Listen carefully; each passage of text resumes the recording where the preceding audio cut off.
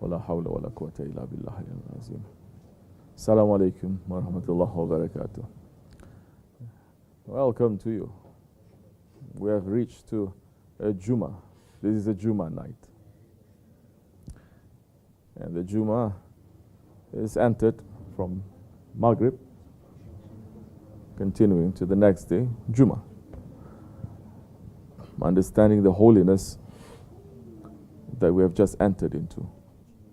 Understanding how special and how valuable this night is.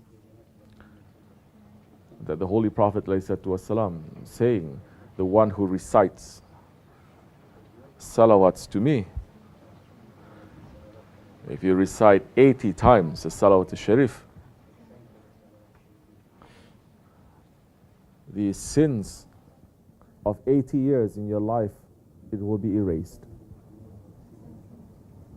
Increase your salawats on me, he's saying, alayhi salatu wassalam, because it will be presented to me on this holy day. And so, on the holy nights, that's what we are doing. Remembering Allah and increasing our salawats to the Holy Prophet alayhi salatu wassalam.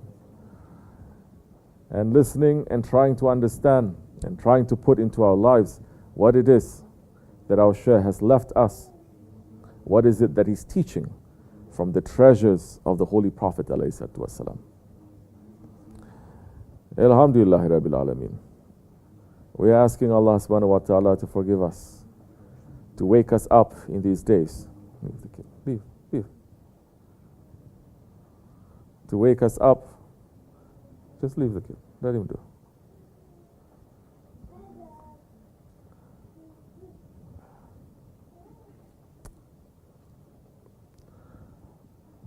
To not make us to become the slaves to our ego. To catch our ego and to put it under our feet. Because it comes with hundreds and thousands of tricks and traps. In ways, so many times that we don't understand, that we don't see.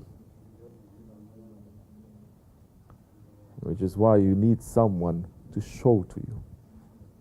We need someone to show to us. And our Shaykh is showing that to us. Now that we have the knowledge, what are you going to do? To go back to the foolishness that we came from? O believers, believe. Allah subhanahu wa ta'ala is saying in the Holy Quran, O believers, believe. And another ayat saying, are you going to turn back to disbelief after you have believed? Those ayats, they are for us. They're not for those who have passed, they are for us. Everyone is reading Quran. MashaAllah, very good. But are you understanding it? Are you putting it in your life? Oh, you who believe, believe. What are we believing? What are you believing? Every day you're asking, what am I believing in today? Don't say I pray 5 times a day, I believe. What are you believing in? Are we believing that Allah subhanahu wa ta'ala is looking at us right now? Are we believing that the Holy Prophet ﷺ, that our Shaykh is looking at us? Or are we going to be like those ones that the Holy Quran is saying? Are you going to turn back to disbelief after you believe? What is that disbelief? Do we know what that disbelief is? Before we came into belief, for us now as murids, what is the belief? Our belief was when we took the hand of our Shaykh and we submit to him and we give bayat to him. And he started to show us what belief is. He started to share his belief with us. And his belief was given to him by the Sultan al-Awliya, by the Holy Prophet ﷺ. He is sharing us that. No longer we are being left on our own to try to find out what belief is. Now we have the fresh spring that comes out that continuously gives us refreshment for our spirit. But what was that disbelief that we came from?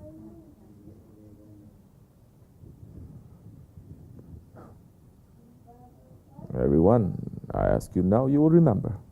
We remember. I remember. Where we creep out from, what kind of hellhole we came from, what kind of dirtiness and what kind of mess we were in. It doesn't matter now, you just come into Islam or you're born into Islam. Because in these days, Islam, it is a lost treasure. Islam that you inherit, but you don't understand the value and you lose it. There are so many, they did not inherit it. And like Holy Prophet ﷺ saying, the Ajam, even if faith is in the stars, they're going to jump to try to get it. So, we jumped and we got it. We have it. What is it that we have to lose to get this belief? What is it that we have to put away, to put aside, in order to hold this belief strongly, which in these days it is like a burning coal that is going to burn your hands. It is like a fire, but you cannot drop it. You have to give it to another hand. You have to pass it from hand to hand. You cannot drop that faith. Are we thinking? Or are we like those ones that Allah subhanahu wa ta'ala is saying, we turn back to disbelief after we've believed? There are some who are like that. Either through ghaflat, or they're letting their ego to overtake them, or they're thinking they're fooling people. Definitely. Because if it is a problem, and all of us, we've gone through problems. All of us, we have our own history. We have our own past. That if we are sincerely regretful of this, and we say we want to stay in belief, not in disbelief, we're going to come forward and say to those ones who can help us, this is my problem. I'm trying. I'm failing. And I need help. And I'm asking you for help. Or are we fooling? Fooling ourselves and fooling others. You can fool others, but you can never fool yourself.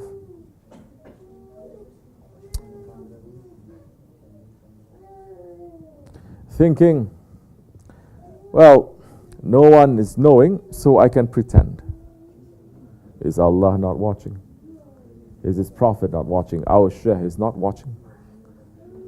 Are we not believing? If we believe, that is enough for us to smack ourselves up and to wake up every now and again and not to just continue in that mess. To ask for help and to step on our ego, not to continue. Because we have been blessed. But this rahmat can easily be taken away from us and to be given to others who will come later, who are more deserving. Shaykh Effendi had said, years ago he had said, and this was something that happened to him when he was driving and some murids, they were following him. Take this for yourself, say I am that murid. We were traveling from one state and coming back to the Dergah. Murids, they were traveling behind. Finally, when we are just 5 minutes away from the Dergah, the murid cannot be found. He got lost. And Shaykh Effendi got really upset when the murid caught up.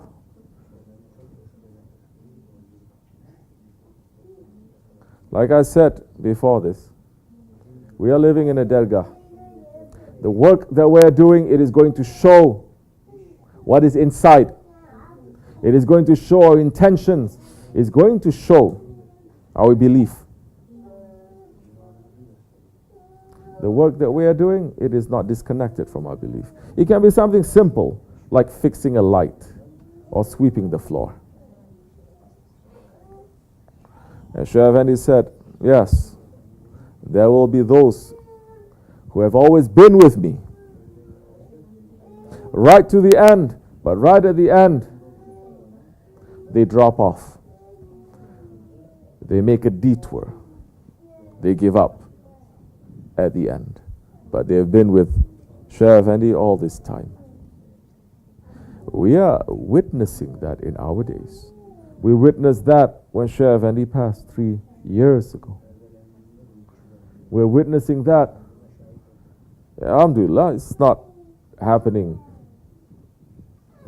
a lot, but even one is enough. We're seeing that, and we must take that as a lesson to us. But how are you going to keep following? How are we going to keep following our Shaykh if we're not understanding what our belief is? If we are not looking at what kind of jahiliyyah, what kind of disbelief we come from? How are we going to keep following if we're taking that jahiliyyah practices and putting it in our lives while we're following our Shaykh? And hiding it and pretending. How long are we going to continue like this? What good is that going to give? Either you're going to follow, or you say, this is not for me, and you're going to follow the world, follow your nafs. You are free to do that. Everyone is free to do that. But you will not be freed from your responsibility and from the consequence that comes from that. You will never be free. Don't think it is that easy. Like Shaykh Effendi is saying, you go into a McDonald's and you get a cup of coffee and try walking out without paying. They're going to call the cops on you. They're going to arrest you for one lousy cup of coffee. What about every ni'mat that Allah has given to us? What about the ni'mat, the blessings that His Prophet, that our Shaykh has given to us? That still we are enjoying from it. These are still the good days. None of us here were tested. We're not tested. We're not tested with nothing. Whatever that is given to us, we know it's a huge blessing.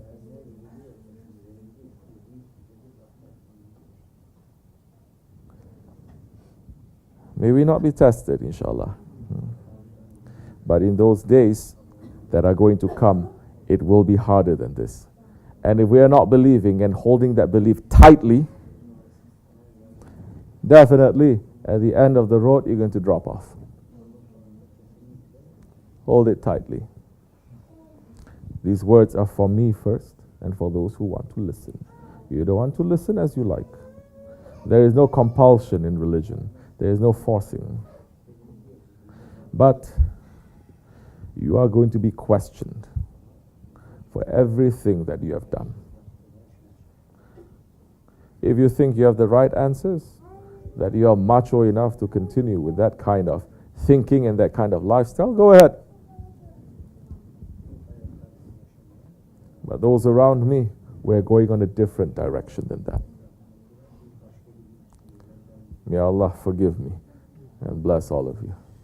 May Allah wake us up, not for us to fall back into those Jahiliyyah days. May we step on our ego and our arrogance and our stubbornness to understand good that is coming to us and to put it in our lives. Wa min Allahu tawfiq, for the sake of the Holy Prophet, Sultan al-Fatiha.